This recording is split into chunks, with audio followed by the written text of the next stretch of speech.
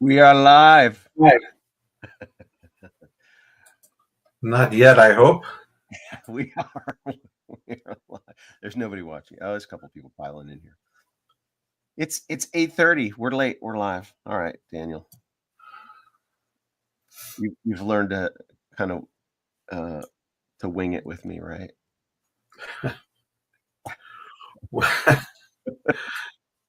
Well, we're on. Hello, everyone. Thank you for piling in.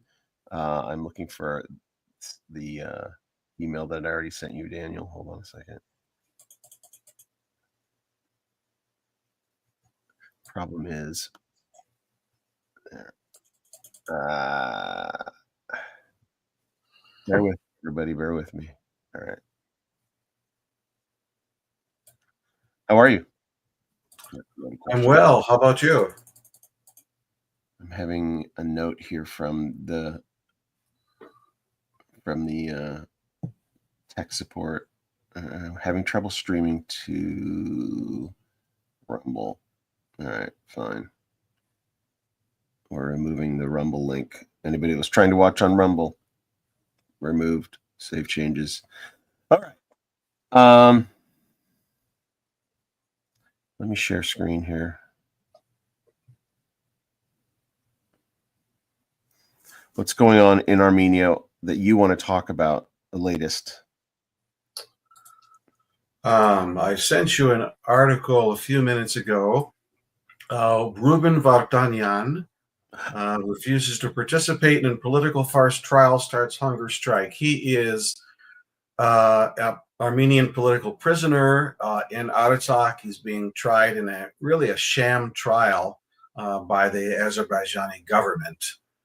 And it should be international news. It should be something that everybody is talking about, but it's being virtually ignored by the mainstream press. So I think it's worthy of discussion.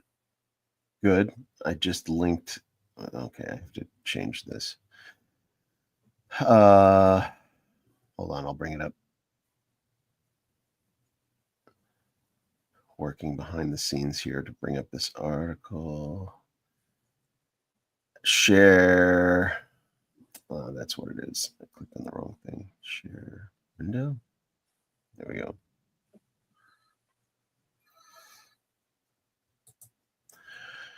All right. So this guy, tell me about him. I mean, I know a little bit, but I want it for the audience what you know about this guy. He's an Armenian philanthropist. He went to serve in Artsakh in the closing days before the war, and he was arrested by Azerbaijan and put on trial along with a bunch of other Artsakh officials. And right now there's a trial going on. He's being charged with various things, but it's really a show, a sham trial. It violates all kind of international norms, and it's criminal that he's being prosecuted at all. And the world should be demanding his release immediately. He has initiated a hunger strike to protest these charges. All right. So this guy is arguably, right, like if you took a just a bird's eye view, he's in the oligarch class, right? This is a formerly, like he's a Russian Armenian who's renounced his Russian citizenship and has run some businesses very, very successful and philanthropic, right? So he's run businesses and been successful, and I don't know his history as far as like did he inherit money or anything, but he's a successful businessman and has been known as somebody who's just, especially Armenian causes. He gave up pretty much everything, and I don't mean he sold everything, but he left the business is kind of behind to go to Artsakh when Artsakh was still in proper hands, and he went there to be a politician there or to be somebody who would help govern and help that enclave to thrive. So when the final straw happened a year and a half ago, when the ethnic cleansing of Artsakh happened, he stayed behind and was taken captive he's essentially a hostage of the state of Azerbaijan with trumped up charges, right? That's Right. the long and the short of it, basically. Right. This, so Ruben, what's the last name? Vartanyan. So I have a little bit overlap. My historian, Armen Manuk Haloyan, has a friend that used to work for one of this guy's right-hand men. So I've actually drafted a pitch to this guy. They're like, I think I might be able to get it to him. And this was years ago. This is 4 years ago or so, maybe 3 years ago. So I just did I didn't have the book done, etc. I just did kind of an outline of the plan and the vision and sent it off. So this guy may have actually, my project may have actually come across his desk at some point. So that's when he came on the radar for me, when I learned who he was. He's a co-founder of what's it called, Aurora, or I don't know if you're familiar with, but I think his main philanthropic efforts are through this Aurora Foundation, or I forget what it's called, but I think Aurora is the name of it. So let's read. I'm going to read this article because I haven't read it yet. You just sent it. And this is by the editor. So if this is the editor at Zartank, this might be, I might know this guy as well. Might be Zavin at Zartank. It's interesting, some of the things that he stated here. I can repeat some of them here. He's being tried in an illegal military tribunal and not a civilian court.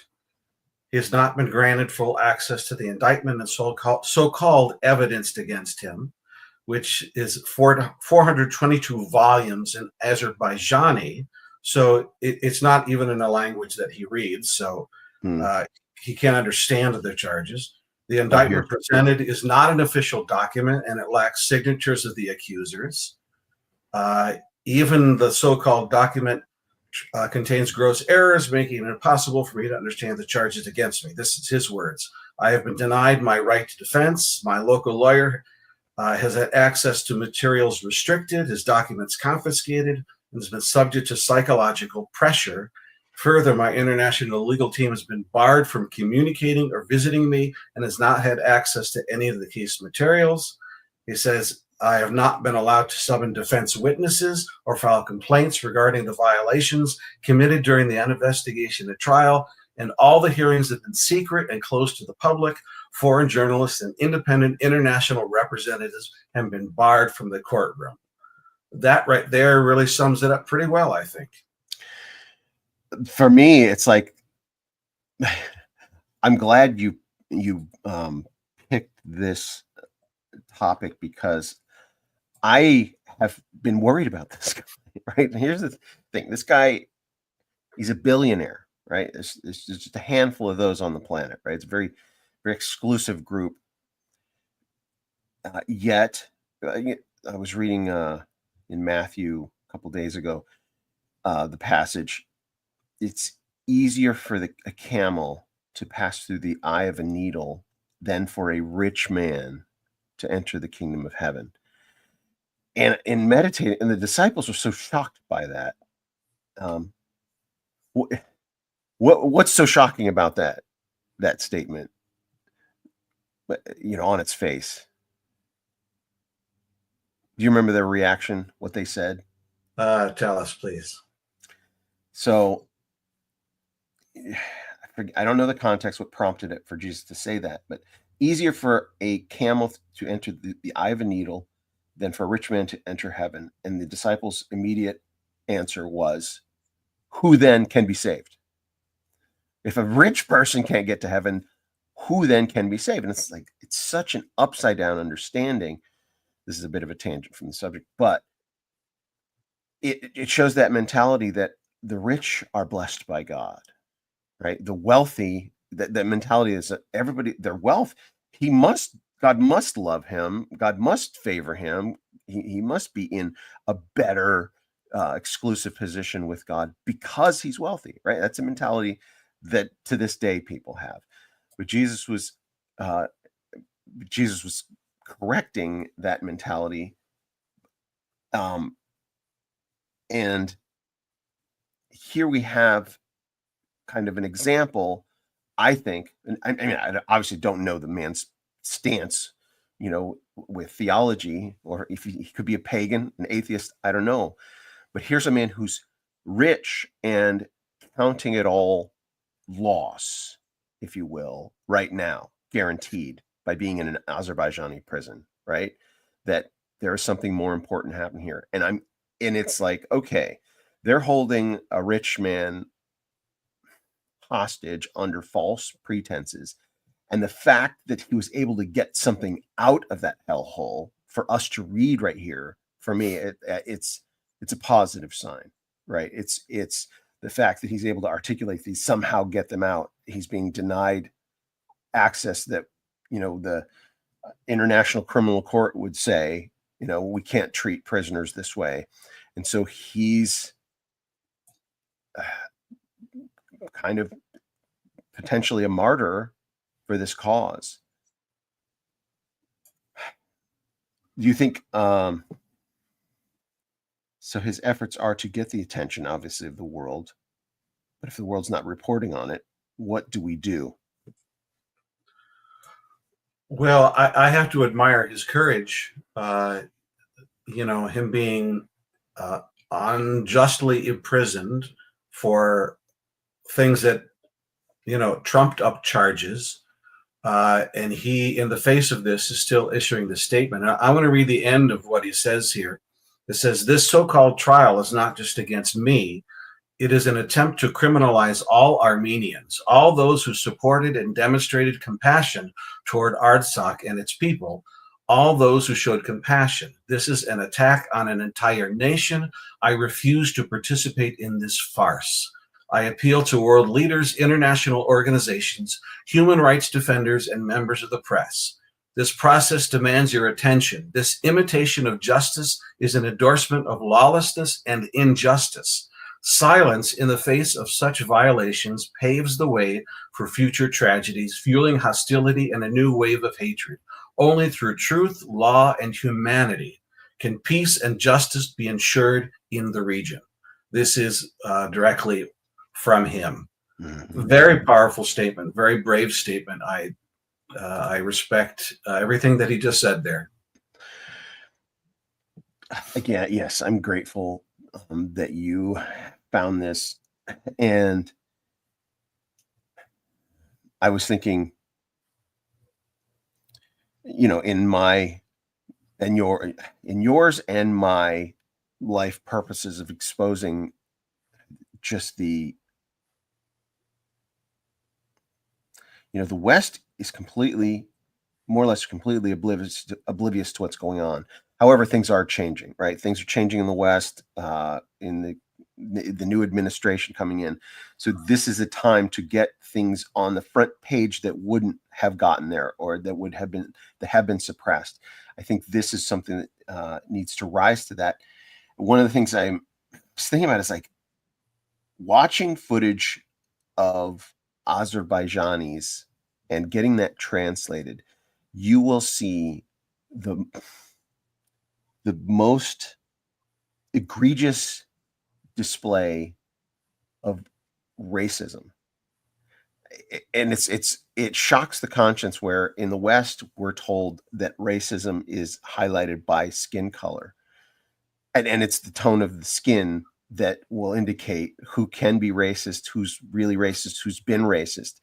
And you go to Azerbaijan and you stick an Armenian next to an Azerbaijani, and you talk about skin tone, and you're like, oh, wait, why do these people hate each other? It has nothing to do with skin tone, or it's such a subtle skin tone difference that the Westerners couldn't even discern the difference in skin tone. We're blinded in the West by the narrative of racism as X when racism is really Y, right? It's people judging the other, and all the propaganda of the political and military machine in Azerbaijan. I've seen it. It's incredible. They built a whole museum mocking Armenians, like a museum dedicated to the mocking of an ethnic population. It would be like going to a museum where they mock the slaves, right? Going into a museum and showing mocking portrayals of slavery. It's a modern nation, right? Baku is a, first world society, and this is openly encouraged. And it's interesting that this is a country that professes to be a democracy. Professes to be. Right. That's the operative word there.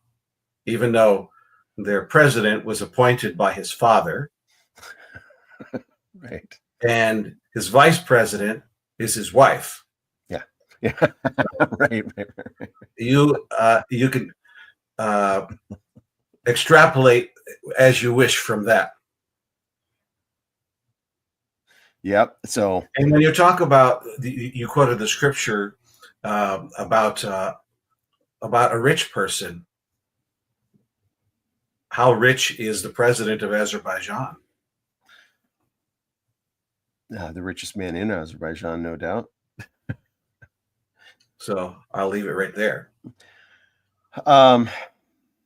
So I honestly, was worried that this guy, that we would never hear from him again. But here's one of my frustrations with the Armenian community, with humans in general, but because I've been dealing with Armenians a lot, is when I say things like Artsakh being restored, that the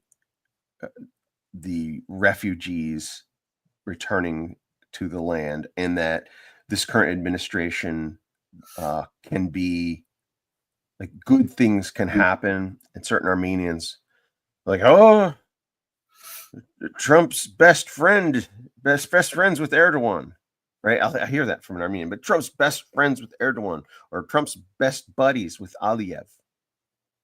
Have you heard that? I have heard that.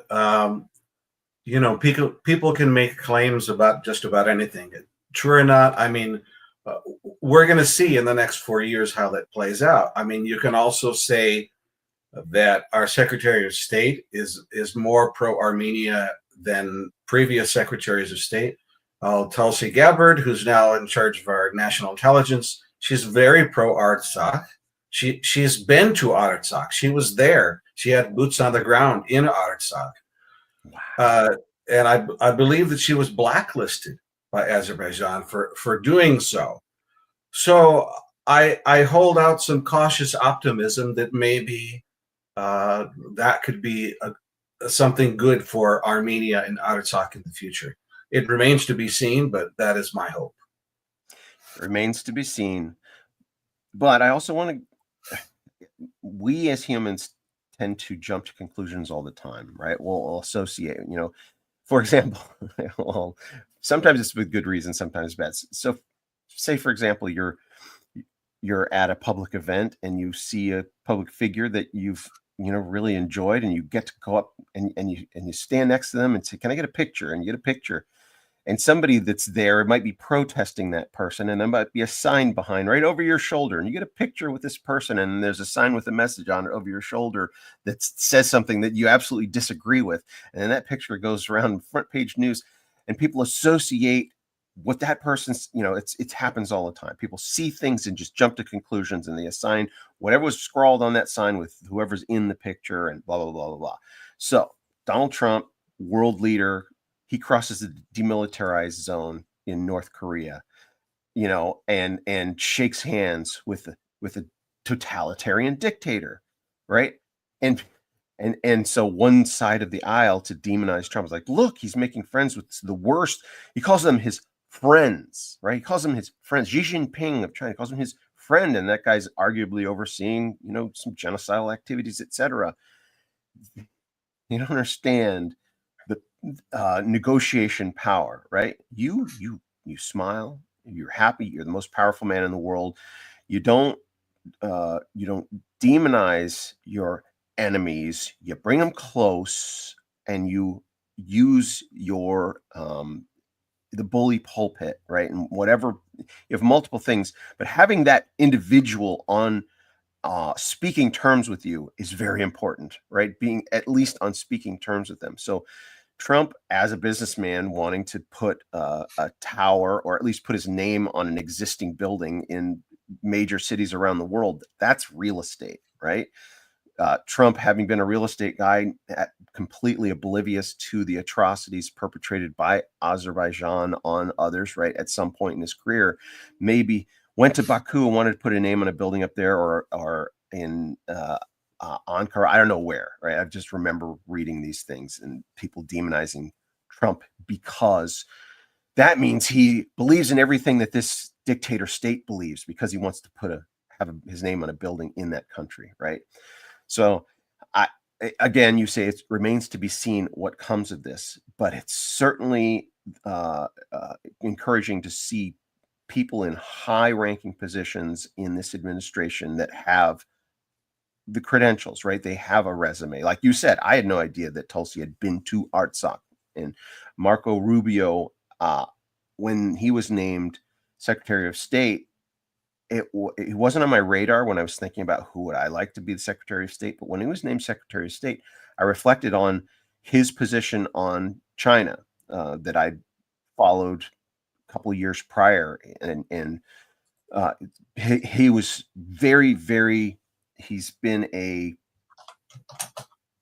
champion of human rights and to hold violators accountable, right? And so Marco Rubio, I think, is on the right side, and even RFK has been a friend of Armenia, and so I think things are moving in the right direction. But it's still it's unpredictable, the future. Will Ruben get out? Well, we pray that he does, as well as the other political prisoners in Armenia. There are I think 3 former presidents of Artsakh that are in prison in Armenia, simply because they were president of Artsakh. This is a war crime. To be imprisoning people like this without just cause. They need to be released immediately. There are quite a few political prisoners there. It's just that Ruben is the one that's the most talked about at the moment, and even there, he's not being talked about enough. Right. Sorry, I'm clicking around. I wanted to put this back up, but it's telling me to remove it.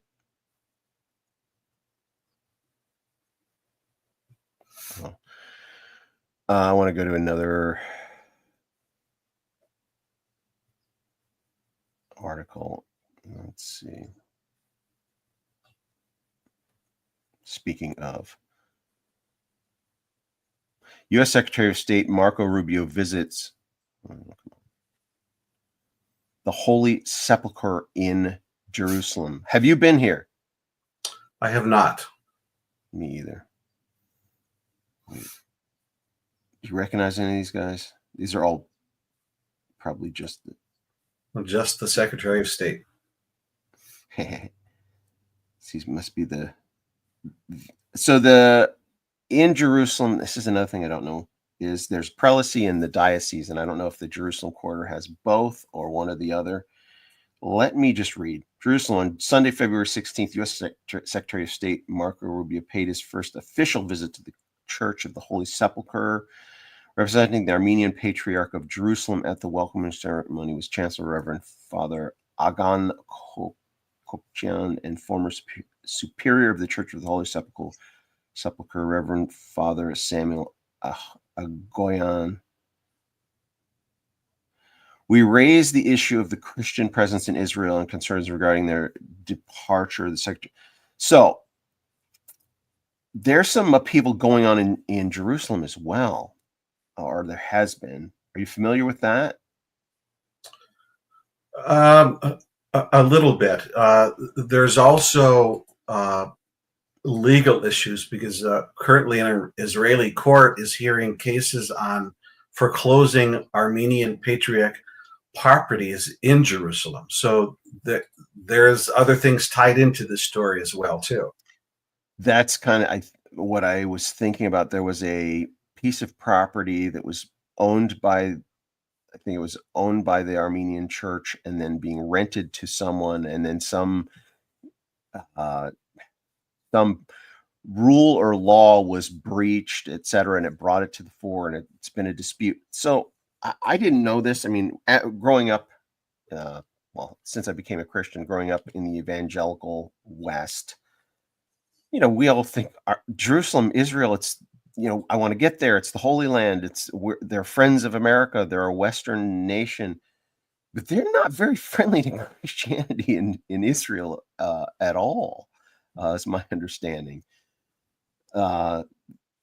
Finding out there was an Armenian quarter made sense to me, but like you can't pray in the street over there, or like here. Well, I don't know. They're not friendly to other world religions. So it's this irony. Like I'd love to go to Jerusalem. I'd love to go all over Israel. I'd love to go to the historic places, but they're not actually friendly to Christianity officially. You're quiet today. Am I just going to fill the air? I'm kidding.